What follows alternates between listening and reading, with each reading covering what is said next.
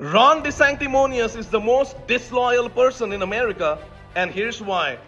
Ron Desanctimonious was dropping like a rock in the polls in the first governor's election in Florida, and he was trailing his opposition by big numbers.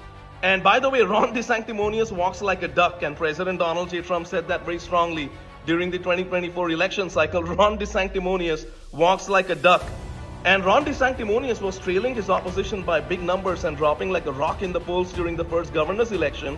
And so Ron Desanctimonious waddled over towards President Donald J. Trump and begged President Donald J. Trump for his endorsement. And President Donald J. Trump is an incredible man. He is a very generous man. And he endorsed Ron Desanctimonious for the first governor's election in Florida.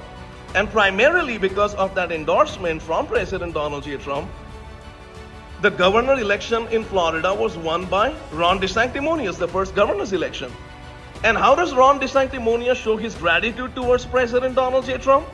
Ron Desanctimonious decides to run against President Donald J. Trump in the 2024 primary phase of the election, and Ron Desanctimonious enjoys a massive defeat at the hands of MAGA, at the hands of President Donald J. Trump. And really, to be very honest, ladies and gentlemen, Ron Desanctimonious enjoys a massive defeat at the hand of the United States of America. And so Ron Desanctimonious is the most disloyal person in America. And I decided to do a little bit of opposition research and said, let me look at a Ron Desanctimonious speech.